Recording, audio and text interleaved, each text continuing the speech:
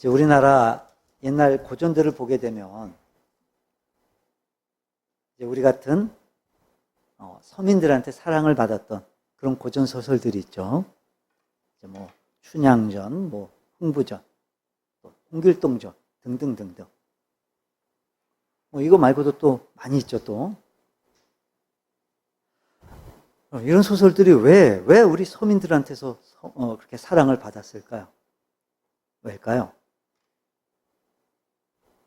이런 이야기들이 보면 대부분 이제 서민들 이야기들, 서민들을 다뤄요. 다.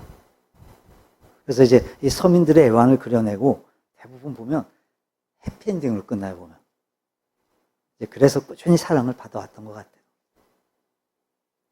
자, 근데 여러분, 우리가 늘 읽고 묵상하는 이 성경 속에도 우리나라 그 고전가도 같은 그런 소설 같은 이야기들이 많이 있어요, 보면.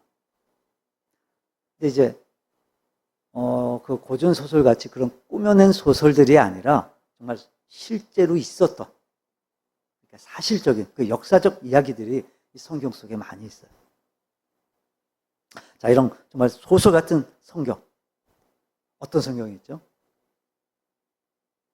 너무 많죠, 사실. 너무 많아요. 많이 있는데 그 중에 제일 제가 말씀드리고 싶은 성경은 어디냐면 우리가 너무도 잘 알고 있는 어딜까요? 에스더서. 정말 극적이잖아요, 보면. 잘 아시는 내용이겠지만 내용을 한번 이제 짧게 정리를 해보면, 먼저 에스더는 유대인이었죠, 유대인으로서 이제 페르시아가 전 세계를 지배하고 있었던 주전 5세기경에 페르시아의 왕 아하수에로의 왕비였어요. 왕후였어요, 그러니까 왕후. 근데 이제 왕비가 되기 전에, 왕후가 되기 전에 에스더가요 일찍이 부모를 여의고 이제 사촌 오빠 모르드게 밑에서 친딸처럼 그렇게 많은 사랑을 받고 자랐어요.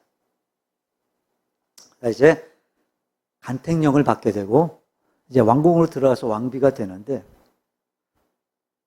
그래서 이제 에스더가 이렇게 페르시아 대제국의 왕후가 된 지 몇 년 되지 않았을 때, 얼마 되지 않았을 때 이 하만이라는 사람이 이 페르시아 대제국의 총리가 되고 이 아하수에로 왕의 신임을 한 몸에 받으면서 이 대제국의 모든 일을 다 손아귀에 쥐고 막 흔들게 돼요. 그래서 왕궁 안에서나 밖에서나 이제 모든 신하들과 모든 백성들이 마치 왕한테 절하듯이 그에게 무릎을 꿇고 다 큰절을 해요. 이때 오직 한 사람만이 무릎을 꿇지 않았죠. 그게 바로 에스더 왕후의 오빠였던, 아버지 역할을 했던 그 오빠였던 유대인 모르드게였어요. 하만이요, 이게 너무 막 괘씸했던 거예요. 막 참을 수가 없었던 거예요, 이게 막. 그래서 이 모르드게만 생각하면 막 속이 막 부글부글 막 끓어오르는 거예요, 막. 그래서 이 모르드게뿐만이 아니라 그의 출신 민족, 이 유대 민족까지도 전부 다 말살시키려고 작정을 해요, 하만이. 그래서 아주 사악한 작전을 짜서 왕한테 교묘한 진언을 올려요. 그래서 결국 왕의 허락을 받아내요. 그리고 페르시아 대제국 안에 있는 모든 유대인들을 이제 정해진 날에 모두 다 죽이려는, 그 왕의 어인이 찍힌 공문을 페르시아 전역으로 다 보내요. 이제 공문을 다 보내요. 그래서 이 공문이 이제 페르시아 전역으로 온 나라로 다 공포가 된 거예요, 지금. 이제 정말 돌이킬 수가 없게 된 거예요. 다 죽은 목숨인 거예요, 이제. 다 죽게 된 거예요. 당시에 이 페르시아는요, 정말 엄청난 나라였어요, 엄청난 나라. 당시에 이 페르시아의 땅이요, 동쪽으로는 인도까지 이르러요, 인도까지. 그리고 서쪽으로는 전 유럽이 다. 또 남쪽으로는 아프리카의 에티오피아까지 이르는, 그야말로 세계 대제국이었어요, 대제국. 그러니까 지금 이 페르시아 안에 있는 그 모든 유대인들이라고 하면 결국 이게 뭘 의미하는 거겠어요? 그러니까 전 세계에 다 퍼져 있는 그 모든 유대인들인 거예요. 그러니까 모든 유대인들 다 죽이라는 거예요, 다. 완전히 다 말살시키려고 하는 거예요. 그러니까 당시의 유대 민족은요, 이제 고레스 왕의 귀한 명령으로 유대 땅에 돌아왔던 유대 민족들, 그리고 포로로 끌려왔던 데는 그대로 눌러 살고 있던 유대인들, 이제 그렇게 구분이 되고 있었는데, 결국 하만의 이 모살 명령은 이들 모두를 다 포함하는 거예요. 다 죽이라는 거였어요. 다. 그래서 이 소식을 들은 전 세계의 유대인들이 지금 다 같이 막 죄를 뒤집어 쓰고 막 식음을 전폐하면서 통곡을 하고 있었어요. 그러니까 유대 민족 전체에 아주 큰 역경과 큰 위기가 닥친 거예요, 지금. 그래서 이제 에스더의 오빠이자 양아버지인 이 모르드게도 지금 굵은 베옷을 입고 성중에 나가 지금 대성통곡을 하고 있었어요. 이제 그런 모습을 에스더의 시녀가 그걸 보게 되고, 이제 그 소식을 전해 들은 왕후 에스더가 이제 내시를 보내서 이 전후 사정을 알아보게 해요. 그 이제 자세한 내용을 전해 듣게 된 에스더는 정말 하늘이 무너져 내리는 절망감 빠지게 돼요.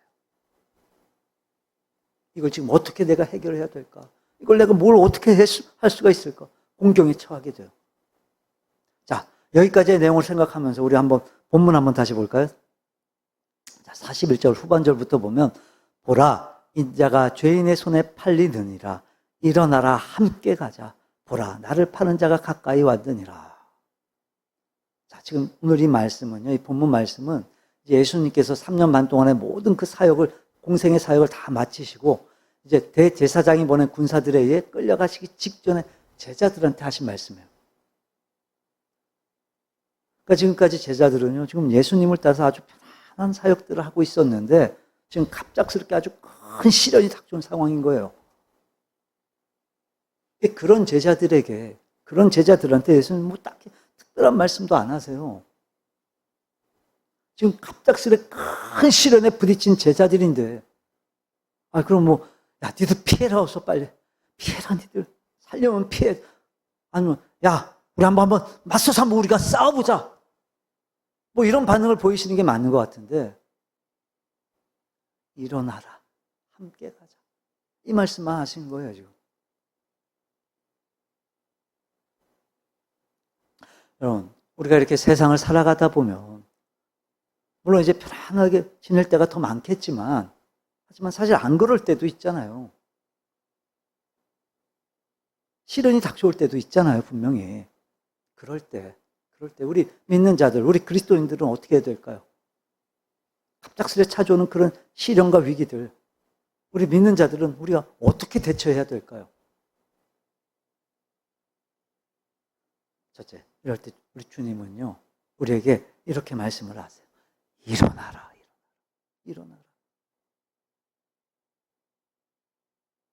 여러분, 우리에게 이렇게 어려움이 찾아올 때, 고난과 시련이 찾아올 때, 우리 믿는 자들이 제일 먼저 해야 할 행동이 뭐냐면, 오늘 이 주님의 말씀대로 일어나야 되는 거예요. 일어나야 되는 거예요. 그러니까 자신의 가정이 이렇게 멸문지화를 당하게 되고, 자기의 민족이 이렇게 몰살을 당하게 되었을 때, 그때 바로 이 모르드게가 취한 첫 번째 행동이 뭐였냐면, 바로 일어나는 거였어요. 일어나는 거. 그러니까 자기 민족을 멸하라는 그 공문을 읽고서, 이제 정말 다 끝났구나. 우리는 다 죽게 됐구나. 이젠 다 망했구나. 끝났구나. 다 포기한 채 그저 주저앉아서 세상을 원망하거나 왕을 원망하거나 하지를 않았어요. 그렇다고요, 또 하만을 원망하지도 않았어요, 모르드게는. 그리고 또 도망치지도 않았어요, 모르드게는. 이 위급한 상황, 이 어려운 때, 이 모르드게는 내가 제일 먼저 해야 할 일이 뭘까? 이걸 먼저 생각했어요, 이걸.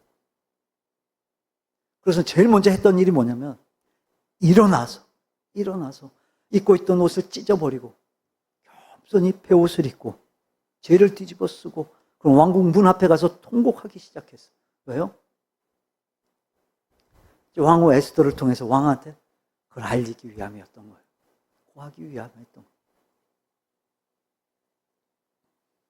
그렇게 왕후 에스더가 이런 내용들을 모르드게로부터 전해 듣고, 또 에스더가 제일 먼저 취한 행동이 뭐였냐면, 모르드게로 하여금 성 안에 있는 모든 유대인들을 다 일으켜 세워 모아라.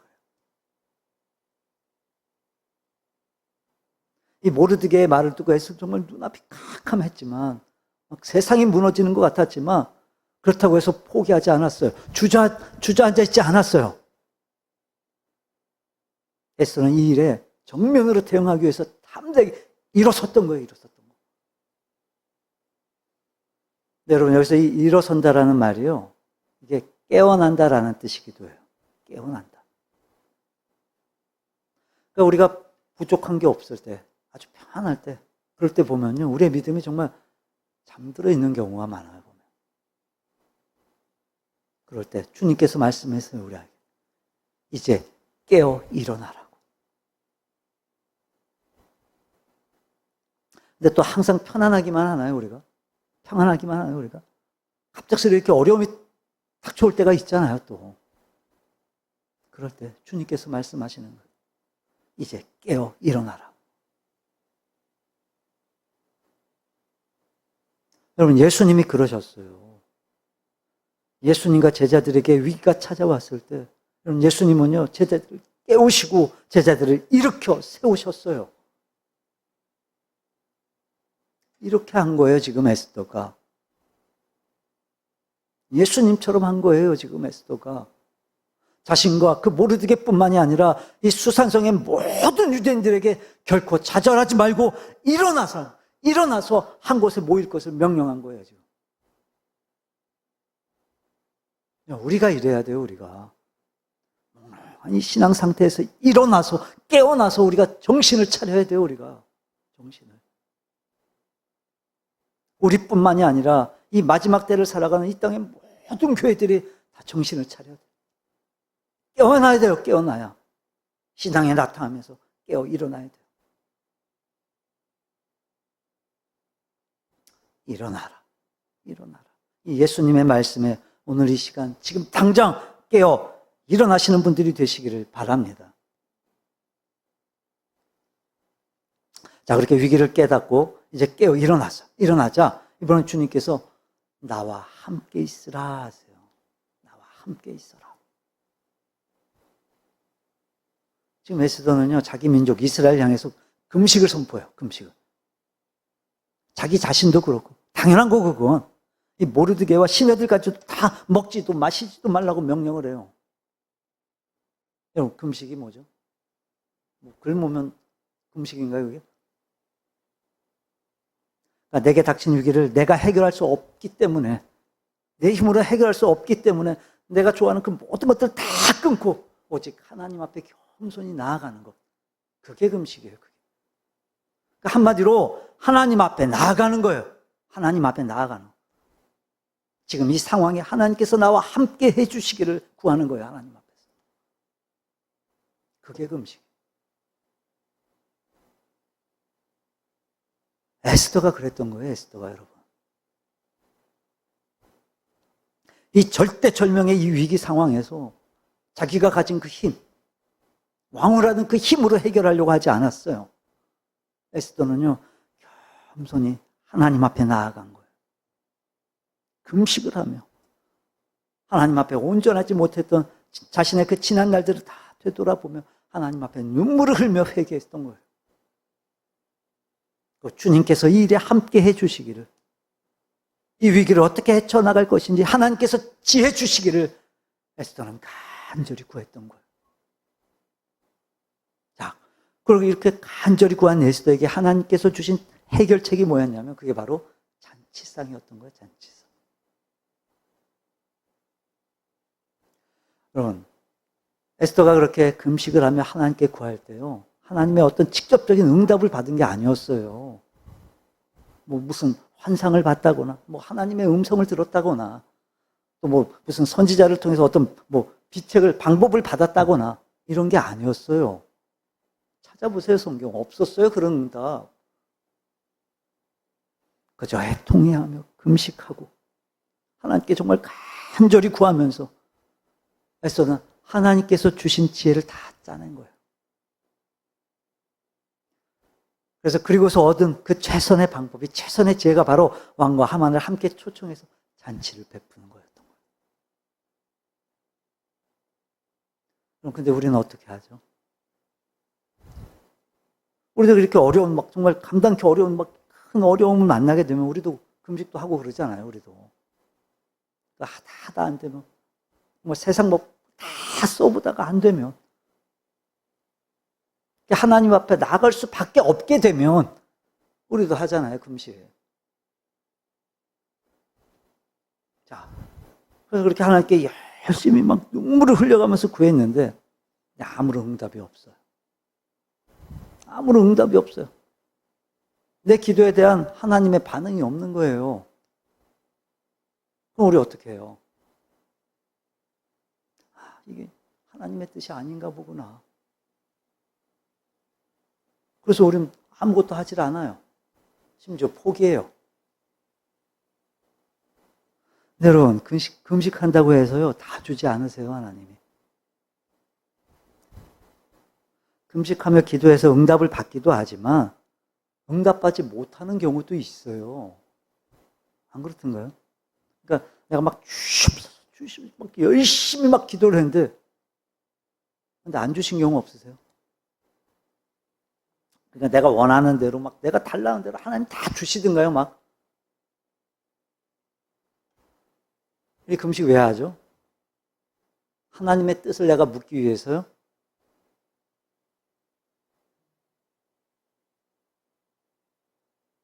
그렇게 금식하는 분들 저는 거의 못 본 것 같아요. 하나님의 뜻을 묻기 위해서 정말 금식한다고요? 정말로 그렇게 금식하시는 분 있으면 저는 거의 못 본 것 같아요. 솔직히 말하면 우리 금식할 때 보면요. 주시옵소서. 이거 하려고 금식하잖아요. 하나님 뜻 주시옵소서 이거 안 하잖아요. 자, 그럼 다 주시던가요? 물론 주실 때도 있죠. 언제요? 그게 하나님의 뜻이라면, 그게 하나님의 계획 중에 있는 거라면, 내가 구한 것이 하나님의 뜻 안에 있는 거라면, 계획이라면 하나님 주시죠. 근데 아닌 경우도 있잖아요. 하나님의 뜻이 아닌 경우, 하나님의 뜻은 다른 경우도 있잖아요. 다 주시질 않아요, 하나님은. 다 응답받는 게 아니에요. 근데 여러분, 사실 응답이 없는 게 아니에요, 그게. 아시잖아요. 그건 틀린 말이에요. 어떤 식으로든 우린 다 응답을 받아요. 그러니까 내가 달란 대로 안 주셨다고 응답이 없는 게 아니라 그게 하나님의 응답인 거예요, 그게. 안 주신 게. 하나님의 뜻이 아님을 응답해 주신 거예요, 하나님은. 물론 내가 원하는 거, 갖고 싶은 거 당연히 있죠. 왜 안 그렇겠어요? 근데 하나님은요, 내가 원하는 걸 주시는 게 아니라 하나님은 좋은 걸 주세요. 나한테 좋은 거. 그 하나님을 믿으시길 바라요. 그러니까 이젠 내 뜻을 구하는 게 아니라 하나님의 뜻을 구하셔야 돼요. 하나님의 뜻. 여러분, 금식은요, 이제까지 하나님과 멀어져 있던 내가 이제 하나님을 찾고 하나님께 가까이 가고 나를 낮춰 겸비해지고 하나님께 호소하는 거예요. 호소하는 거. 즉 겸손히 하나님 앞에 나아가는 것. 주님이 나와 함께 해주시기를 간절히 구하는 것. 주님이 나와 함께 있는 것. 이게 중요한 거예요. 그래서 이렇게 위기가 찾아왔을 때, 어려움이 찾아왔을 때 주님 앞에 겸손히 나아가는 자세. 너무도 중요해요. 너무도. 주님이 우리를 부르고 계세요. 현식아, 너 혼자 가지 마. 너 혼자 가지 말고 나와 함께 가자. 나와 함께 가자. 그럼 주님이 함께 하지 않으시면요, 우리는 아무것도 할 수 없어요. 아무것도. 아닌 것 같으세요? 주님이 그렇게 말씀하세요. 그렇게. 요한복음 15장 찾아볼까요? 우리가 너무도 잘 아는 말씀이죠. 요한복음 15장 5절입니다. 함께 읽어봅니다. 나는 포도나무요 너희는 가지라. 그가 내 안에 내가 그 안에 거하면 사람이 열매를 많이 맺나니 나를 떠나서는 너희가 아무것도 할 수 없음이라. 나를 떠나서는 너희가 아무것도 할 수 없다. 주님이 늘 함께하는 믿음들이 되시기를 바랍니다. 주님과 함께 바라보며 주님과 함께 걷고 주님과 함께 찬양하고 주님과 함께 기도하고 주님과 함께 예배하고 주님과 늘 함께 살아가는 신실한 믿음들이 되시기를 바랍니다. 자, 그리고 또 위기가 찾아올 때, 고난과 시련이 찾아올 때 우리가 또 어떻게 해야 되냐면 우리는 그것들을 향해서 우리는 맞서 나아가야 돼요. 맞서. 한마디로 말하면 피하지 말라는 거예요. 피하지 말라는 거. 도망가지 말라는 거예요.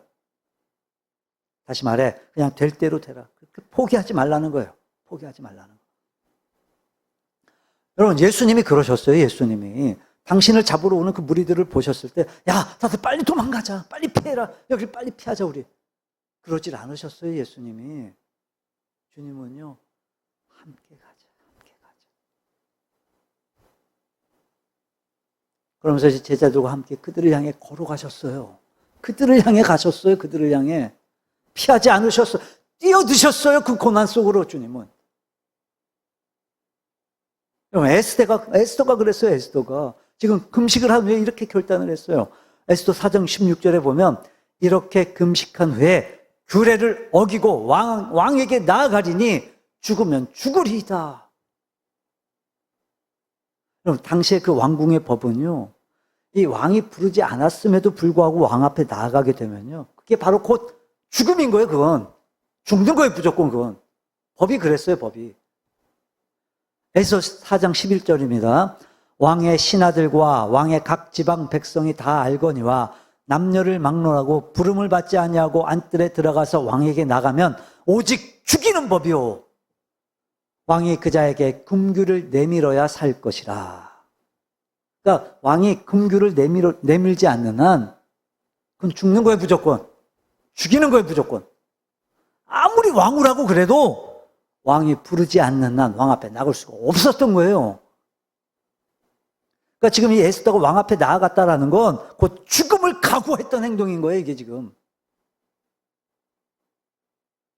이렇게 금식한 후에 규례를 어기고 왕에게 나아가리니 죽으면 죽으리이다. 사흘 동안 온 백성과 함께 금식하던 에스더는 그렇게 죽을 각오를 하고 지금 왕 앞에 나아갔던 거예요. 그리고 그렇게 죽을 각오로 왕 앞에 나아간 에스더에게 하나님의 은혜가 임했던 거예요. 하나님이 함께 하신 거예요. 금식함 눈물로 구했던 그 하나님이 드디어 에스더와 동행하신 거예요. 에스더가 왕 앞에 나아가자 때마침 이 왕이 에스더를 보게 돼요. 에스더를 보게 되고 에스더를 향한 그 사랑의 마음은 막 솟아올랐던 거예요. 이 왕의 마음에. 에스더 5장 2절입니다. 왕후 에스더가 뜰에 선 것을 본즉 매우 사랑스러움으로 손에 잡았던 금규를 그에게 내미니 에스더가 가까이 가서 금규 끝을 만진지라.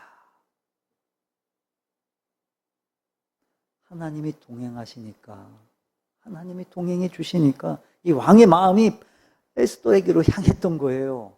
하나님이 동행하셔서. 그래서 왕이 그 금규를 내밀어서 에스더를 죽음에서 구했던 거예요. 그리고 에스더는 이제 자기의 생각을 왕한테 구할 수 있는, 알릴 수 있는 그 기회를 얻게 됐어요. 그래서 이제 에스더가요, 왕과 하만에게 이틀 동안에 잔치를 베풀어줘요. 그리고 난 후에 이제 왕이 에스더한테 무엇을 원하냐고 물을 때 이 에스더가 망설임 없이 이렇게 얘기를 해요. 에스더 7장입니다. 3절과 4절입니다. 왕이여, 내가 만일 왕의 목전에서 은혜를 입었으며 왕이 좋게 여기시면 내 소청대로 내 생명을 내게 주시고 내 요구대로 내 민족을 내게 주소서. 나와 내 민족이 팔려서 죽임과 도륙함과 진멸함을 당하게 되었나이다. 만일 우리가 노비로 팔렸더라면 내가 잠잠하였으리이다. 그래도 대적이 왕의 손해를 보충하지 못하였으리이다. 그래요. 깜짝 놀라요. 왕이 얘기를 듣고. 사랑하는 왕후 에스더와 그 민족이 죽임을 당하게 됐다는 말을 듣고 왕이 깜짝 놀라요. 왕만 놀란 게 아니에요. 근데 이 자기의 계획이 들통난 거, 이 하만도 그걸 알게 되니까 이 소름이 돋을 정도로 깜짝 놀라요, 이 하만이. 그리고 이제 왕이 대노하며 크게 소리를 질러. 감히 이런 일을 심중에 품은 자가 누구며 그가 어디 있느냐? 이때 에스더가 손가락으로 이제 하만을 가리키면서 대적과 원수는 이 악한 하만이니이다 라고 고해요. 결국 페르시아 그 대제국의 그 제2인자, 정말 세상 무서울 게 없었던 그 하만이 자기가 모르드게를 달아 죽이려고 했던 그 장대에 자기가 결국 달려서 죽고 말아요. 여러분, 하나님은요 정말 죽을 각오를 하고 하나님과 동행을 구하며 고난 속에 뛰어들었던 이 에스더에게 그 고난을 감당하고 이길 수 있도록 하나님이 함께해 주시고 은혜를 베풀어 주셨어요. 그 하나님이 우리 하나님이세요. 그 에스더의 하나님이 오늘 나의 하나님이세요. 나의 하나님.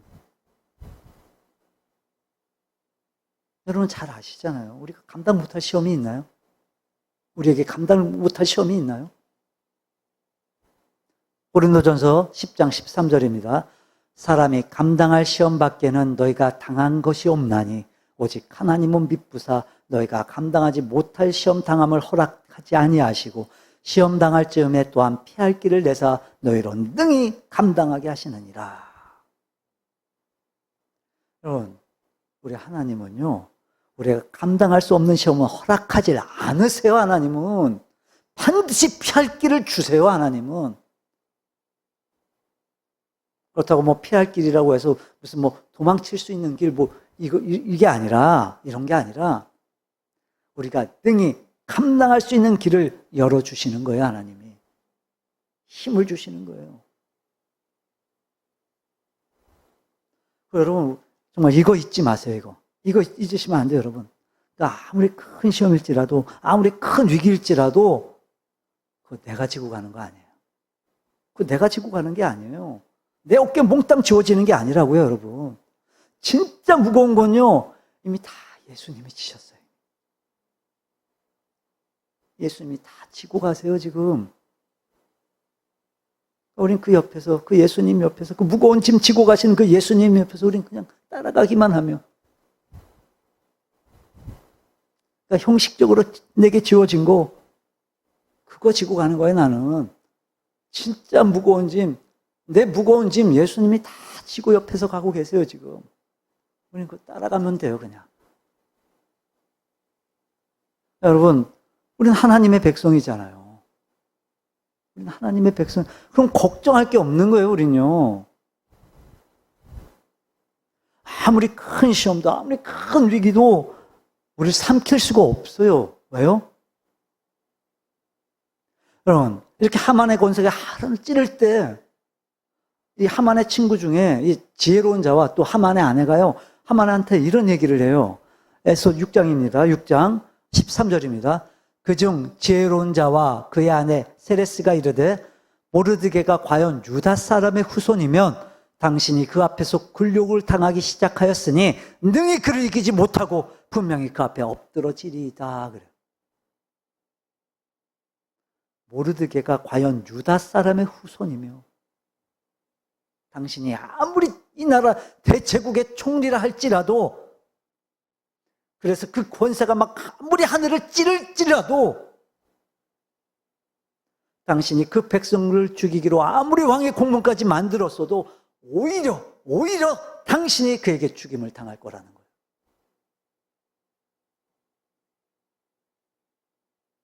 모르드게가 과연 유다 사람의 후손이며, 이게 무슨 뜻이죠? 모르드게가 과연 하나님의 택한 백성이라면 이런 뜻인 거예요.